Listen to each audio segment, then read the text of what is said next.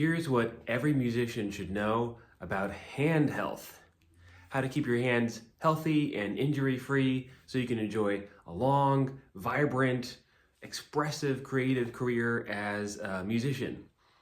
My name's Joseph Arnold, and I'm a violinist and Alexander Technique teacher, and today I'm going to be sharing with you everything you need to know about how to keep your hands healthy, about the root cause of hand injuries and common hand problems like pain, numbness, tingling, fatigue, soreness, that sort of thing. And I'm going to teach you about the root cause and how to relieve these kinds of problems once and for all. So in addition to the root cause and some of the basic principles from the Alexander Technique on how to relieve these issues, I will also be giving you a bunch of examples and advice for different kinds of situations, things that have come up in all the Alexander Technique lessons that I've taught, things that I found really helpful in my own violin playing career. So if you're having hand problems, if you're concerned about your hands as an instrumental musician, you're definitely going to get a lot out of this video. Okay, so like I said, I'm a violinist and an Alexander Technique teacher, and I used to have terrible injuries as a violinist. I'm laughing because it was really bad. And so I mean, my injuries weren't specifically in my hands, they were in my forearms, but really, I mean, it did come into my hands sometimes, but it was also everywhere else in my body, my shoulders, my neck. And so I know what it's like to be injured. This happened a long time ago when I was back in college, playing for many hours a day. And I used the Alexander Technique and other methods, similar methods, to completely relieve my own pain. It's been so many years since I've had the pain, and I have a thriving career as a violinist. I've played on thousands of stages, I've recorded on dozens of albums. I can play as long as I want, what I want, when I want, why I want. And I was in such a bad place. I was so in so much pain, so terribly injured. And if I can relieve that situation, then you can too. No matter if you've been struggling with your hand injuries or hand issues for years, permanent lasting relief is possible. I've been through it. I know what it's like, and I've also helped hundreds of other musicians through my Alexander Technique lessons and workshops. So I've helped them fully recover from their own injuries and hand and neck and back and all kinds of things, injuries. So you're in the right place if that's what's going on for you. And before I get into the full lesson, I want to say I have a free guide that includes a lot of the information here and also goes into some other important pieces of information about relieving tension and pain and injuries. You can go to soulforcearts.com/playing-freely and get my free PDF guide. It's called Playing Shouldn't Feel This Hard: 5 Misconceptions That Keep Musicians Stuck. So yeah, you can get that guide for free, and you can learn even more about how to keep your body, your hands healthy. So here we go. The root cause of hand problems, hand issues, like pain and injuries and numbness and tingling and fatigue. It's how you're using your body. So this is one of the most important things to realize. If you have injuries with your hands or problems with your hands, it's not a problem with your hands. There isn't something like physically, structurally, inherently wrong with your hand that you need to fix. The pain, the numbness, the tingling, these are all just symptoms of an underlying movement pattern, an underlying pattern, a habit of how you're using your body. This is so important to understand because unless you change how you're using your body, for instance, when you're getting tight versus when you're getting free, unless you change that, then no matter what you do to your hands, stretching, exercising, using heat or strengthening exercises or chiropractic or massage, it doesn't matter what you do. Unless you're changing how you're using your hands, and we'll get to this in a minute, but how you're using your whole body, then your hand problems are just going to keep coming back. You probably noticed this. right? You give yourself some rest, and then you go back to playing, and the hand problems are still there. You use heat or ice, or you exercise. You use your little finger grip strengthener, and the issue just keeps coming back. You go get a massage or whatever it is that you do, chiropractic. You do the stretches, but the issues are still there. Why is that? It's because you're still using your body in the same way. You're still using your hands in the same way with too much tension, too much effort. And the tricky thing about this is that you can get really used to that. You can get so familiar with it, so accustomed to using your hands with too much effort that you don't even realize that you're damaging yourself. You just think to yourself, oh, this is just the way I use my hands. What's the problem? Or maybe you notice, too much tension, but you don't really know how to change that. You don't know how to fix it. So these are all signs that you have a habit of using your body with too much tension. And again, so the answer is to change that habit, to learn how to use your body with more freedom, more fluidity, more ease, even in the most difficult moments of playing music. And that's the real challenge. And that's where something like the Alexander technique really shines. Whereas a lot of hand treatment modalities might help your hands before playing music or after. Let's get a sneeze here. Ooh. Excuse me. Whereas a lot of those treatments will help your hands prepare or recover from playing, none of them really help you in the moment of playing. And that's where the biggest impact is going to be for finding relief, finding long-term sustainability for your hands. And one way that I think about this root cause of how you use your body is that, in our Western industrialized society, we often rely on the analogy of machines. So we think of our bodies like machines. We think of our minds like computers. But we're not. We're not those things. And the effect that has, and I'm speaking from personal experience here, is to ingrain this repetitive, stressful motion. And that's, but your body's an animal, a soft being. And if you think of your body as a machine, you're going to use your body as a machine, but because it's not a machine, it's going to break down under the stress and pressure. And so the antidote to that is to remember that your body is alive. Remember that your body is a being to be honored, not a machine to be manipulated, not a thing to be manipulated. So that might be shift number one here. Beyond simply using your body with too much tension, or what's really underlying using your body with too much tension, using your hands with too much tension. Is there some sort of mechanical thinking going on? Do you think of your hands in terms of little robots who are subject to your bidding and should be able to just go as long as you think without as long as you think is appropriate, or as long as you want to, without giving any consideration to your well-being? Obviously, that's not going to work very well. Okay, so root cause, how you're using your body, often associated with mechanical model or mechanical metaphor for your body.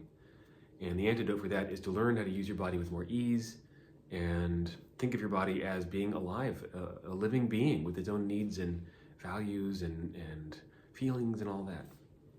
Okay, so I touched on this a little bit, but another vitally important piece of hand health is starting to look for ease, starting to use your hands with more ease, more softness, more fluidity, more sensitivity.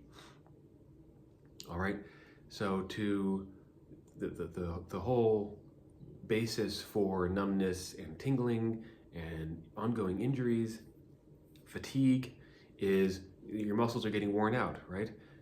So what that means is that at some level, and in some ways, you're holding too much tension, you're using too much effort. And so what the answer for that is not to use yet more effort, right? You need to focus on ease. You need to focus on effortlessness. You need to learn effortlessness skills. And Alexander technique is full of those. So here's one of them. It's to use 2% less effort whenever you do something. So let's try something here. Why don't you use your fingers in this way, touching your fingertips together, and go kind of quickly and see if you can really get your fingertips to line up. Going back and forth from thumb to pinky finger and all the fingers in between. All right, and just notice what that's doing in your body. So once you go a little bit faster, try just a little bit harder. You don't mess up. Okay, so you're probably noticing that your body's getting tighter. Maybe your focus is getting narrower. Your hands are getting stiffer. So the answer to this is not to try less hard, for instance, or to give up on accuracy, but to try easier. Use 2% less effort. You can think of it that way. So do the same motion with your fingers, and now just use 2% less effort. All right, it doesn't have to be a whole lot less effort, just a little bit less effort. You might notice some more ease already. I notice that my fingertips feel more sensitive. There's more of a bouncy kind of quality of movement. And I can actually go pretty quickly using 2% less effort and more accurately. It's interesting.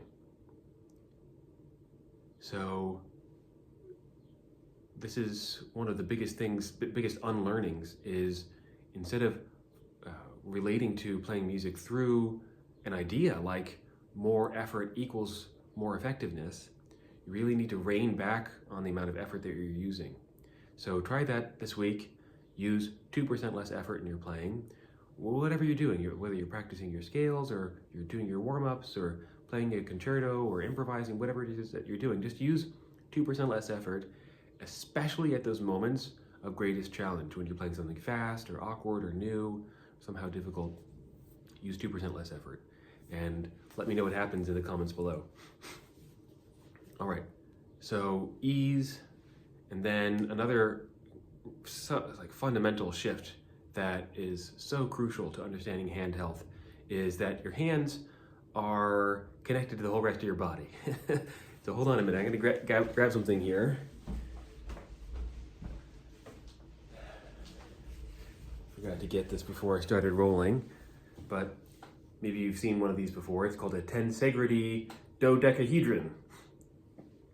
You don't need to memorize what that is, but basically you can see there's a web here of the struts and the elastic, and when one thing moves, the whole thing moves.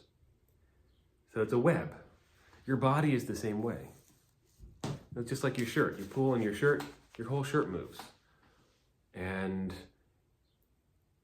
let's get an experience of this, then I'll say something about the implication. So why don't you make a fist and tighten the fist, and of course you'll notice sensations of tightness in your fist, but where else do you notice those? In your forearm, your upper arm, maybe your neck, your back? Did your breathing stop? Maybe in your legs, your other arm? I notice tightness everywhere in my body, even if it's just a subtle level, maybe in my legs, for instance. But it's just there. And when you release, what do you notice about your whole body? Your whole body releases a little bit, right? Or if you tense your whole body, once you tense your back and neck, what happens in your hand? Notice that. And if you release your whole body, what happens in your hand? Notice that. So there's this interconnectedness. Your body and the rest of your body and your hands are utterly interconnected, just like a web, just like that tensegrity dodecahedron. And so what this means is that the area where it hurts isn't necessarily the cause of the pain. And this is the huge mistake that so many people make when trying to diagnose and treat hand injuries. The area where it hurts in your hand probably isn't the actual source of the pain. The actual source of the pain is more likely happening elsewhere in your body, your head, your neck, your back. And unless those release, then your hands are never going to release because it's all connected. So what you really need is to learn how to find ease, like I was talking about a couple minutes ago, ease and effortlessness, not just in your hands, but in your whole body. Let's try one more experiment. Tense your body and try to relax your hands. How well does that work? Not very well. Now release your whole body and notice that your hands get more effortless all by themselves, more easy all by themselves. So when you're trying to release your hands, start with releasing your whole body because it's all a web. Okay, so here are some more examples. I'm going to try to keep this brief here. Some examples and advice. So warm-ups and cool-downs. Personally, I don't warm up before I play or do cool-downs. Yeah, I mean, if I'm playing a really big, important concert, maybe I'll do some, but for most playing, I don't. And that's because I'm already at ease when I play. And really the point of warm-ups and cool-downs is to help your body be more at ease. So if you do warm-ups and cool-downs, make sure that you're focusing on ease and comfort and something in your whole body, maybe like patting down your whole body, warming up your whole body in some way, and not just focusing on your hands. When you're holding something, looking for a violin bow substitute here. When you're holding something, hold it in exactly the same way as if you didn't have anything in your hands. For violin, I call this the bow hold of no bow hold. Here's my bow, and a lot of times you might think, oh, this finger has to go here, and this finger has to go there, and this finger has to go there, and you end up with a death grip. All right, that's not going to be good for your hands. It's not going to be good for your sound, your technique, your expression. So what you want instead, because you would never go around like this just in daily life unless you had some serious problem, you're going to go around like this, relaxed, right? So let that relaxed state be the basis of how you hold your violin bow, of how you press the piano key, of how you finger on the guitar or hold your saxophone or whatever it is. Let it come from what I call the hand of no hand, or the bow hold of no bow hold, the clarinet hold of no clarinet hold. Let it be basically the same with your hand on your instrument or away. All right, so that's something to explore. Another thing is no gripping. Don't tightly grip what you're holding. And it might be hard to notice this at first, but begin to pay attention to how much pressure you're using with your fingers. One really common reason for using more pressure, that grip, the gripping, the death grip, excess pressure, is actually a mistake about where musical expression comes from.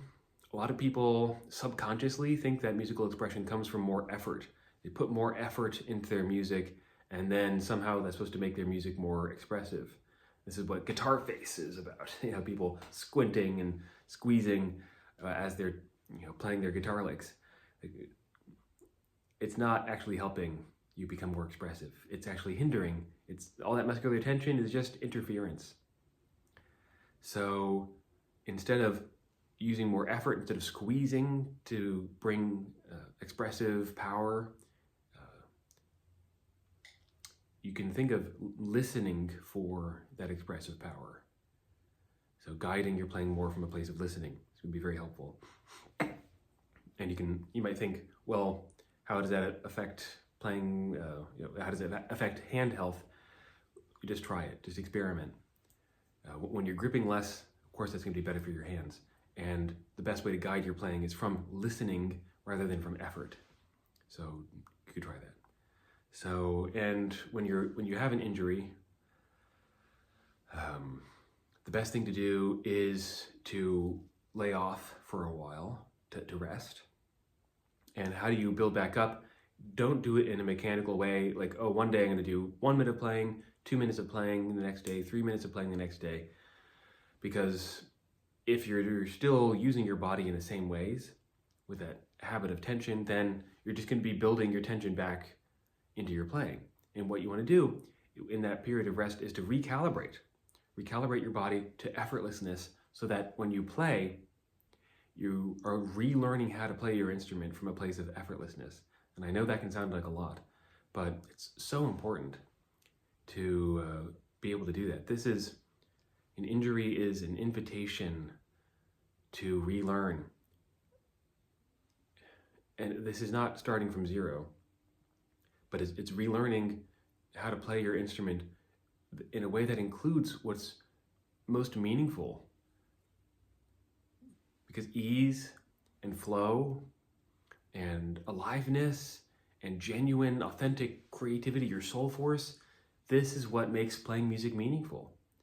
And if you're focused on effort and mechanics and technique solely, even at a subconscious level, then you're forgetting everything that's important. And so in a certain way, an injury is kind of like a big wake-up call. Like, hey, your body's important, your well-being is important. In fact, your body and your well-being are the best support for your music. Not just for how you feel, not just for being relieved of pain, but for your expressive power. And I think that's really the deeper lesson here, is that your greatest expressive power comes through taking account of your well-being, taking account of your effortlessness, really including your heart and soul in your playing. And when you do that, your hands are going to be very happy. And you're not going to have these injuries or problems anymore. And it's because you're playing from a different place inside you. You're including more of what's actually meaningful in your playing, rather than just focusing on getting it right, as so many of us are trained to do. Okay, so I have more I could say, but I'm gonna pause the video here, and you can subscribe to my channel to get more insights and information on effortless playing, soulful playing, learning how to give awe-inspiring performances. So if you want to learn more, again, you can get my free guide at my website, soulforcearts.com/playingfreely. That's where you can get that guide. I'll put the link down below. Or if you want some hands-on guidance, so to speak, if you have serious injuries that are getting in the way of your playing, then I'd love to get to know you and help you. I have so much experience helping musicians relieve pain and helping them get back to enjoying a long, fruitful, thriving, pleasurable, fulfilling career, right? So if you want to learn how to do that, if you want to learn how to relieve that hand pain once and for all, so you can just get back to playing what you love, then book a call with me. Again, you can do that at soulforcearts.com, and we'll get to know each other a little bit, and I'll help chart your path to pain-free playing, and more than that, soulful, effortless, free playing. Okay, see you next time.